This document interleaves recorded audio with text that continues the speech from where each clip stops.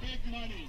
He stands for the voices of workers, of women, of minorities, of students, of elderly, of the sick, of the immigrants, of the veterans, of the LGBT, of the environment.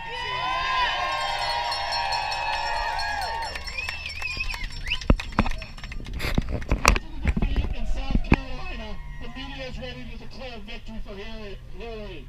It's not surprising their short-sightedness and ignorance that they are out of touch with what is sweeping across America.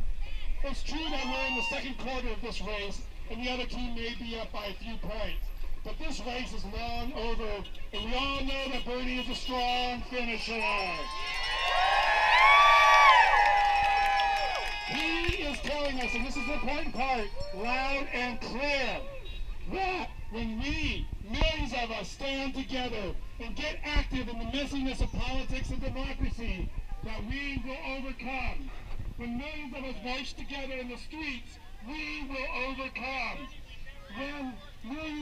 When we chain ourselves together against the tyranny, greed, and oppression of the system, we are saying loud and clear, enough is enough. It's when we will overcome.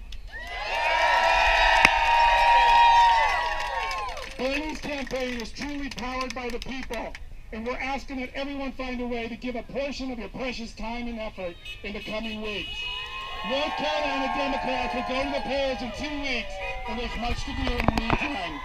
We need phone bankers, canvassers, editorialists, marchers, artists, and whatever you can imagine to spread the word, as willing to talk to our family, to our friends, to our neighbors, to our community about why Bernie is the right person at the right time.